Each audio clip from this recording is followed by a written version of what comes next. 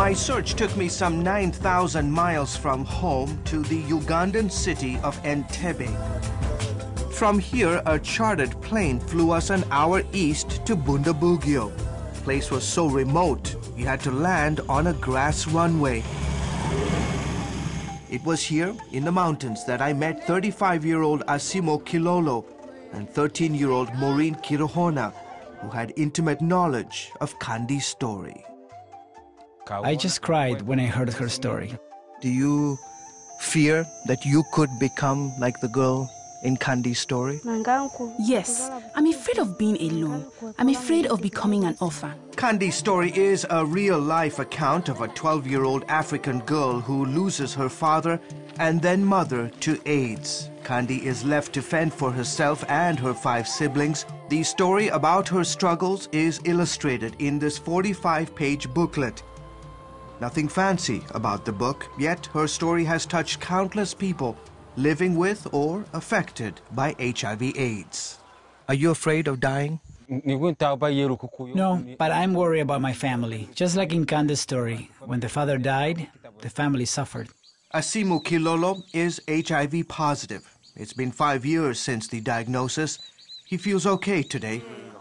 But instead of worrying about the future, he spends his time telling others about the Kandes Story. I've given out over 200 copies of this book, along with 100 copies of the Book of Mark. I'm trying to save people's lives because Kandes Story is more than just about AIDS. It's about how the community, and especially the church, can love and care for people affected by AIDS. Kandes Story is published by WYCLIFFE Bible Translators, the world's largest Bible translating organization. Since 2004, WYCLIFFE has translated the story into 90 languages in some 12 African nations. Here in Bundabugyo, WYCLIFFE personnel are using Kandes Story as a tool in HIV/AIDS workshops. 13-year-old Maureen has been attending the sessions.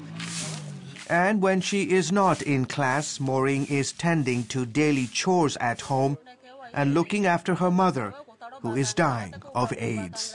Her father passed away several years ago after contracting the virus. I'm not ready for this role. I'm the one struggling to look after my mother and 3 siblings. I turn to page 13 of Kandes Story and see my life in the book. My mom is too weak to move around, so she holds on to me. But at least she's alive because she's giving me advice and preparing me for the time when she won't be around anymore. I know they are going to be orphans, but I'm telling them to trust the Lord. I know that He will take care of them. The mom is especially proud of Maureen, who is learning to read and write, thanks to WYCLIFFE's literacy programs. This brings me so much joy, especially knowing she's learning to read parts of the Bible in our language. Mind you, translating the Bible into the Bwizi language has not been easy. Those living in this village have never had a written language. It was years and years of just working out the orthography. How are they going to represent the 3 different B sounds? You know, hard B, soft B, and the implosive B. But I think it has really borne fruit. As of this year, WYCLIFFE has translated more than 60% of the New Testament.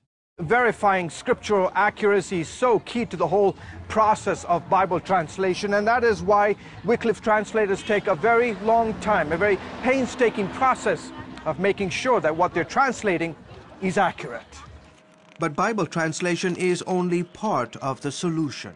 It's certainly about transformation for eternity, but it's also about transformation here and now, because they see so many people who have quality of life here and now, because not only because of the translated scriptures, but because of the access to information and education. And that includes health issues like HIV/AIDS education, malaria education, clean water. All of those things, we have this privilege of translating materials so that people have a better understanding. Back at the workshop, Maureen and ASIMU are trying to take it all in. A group of men and women perform a musical skit about staying pure before marriage and staying faithful to your spouse. They also discuss how to avoid getting AIDS or spreading it to others.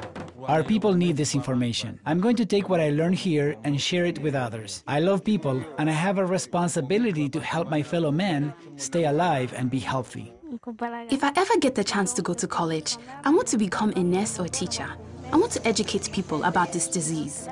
That's what Kande did when she grew up. She told others about God and how to stay safe.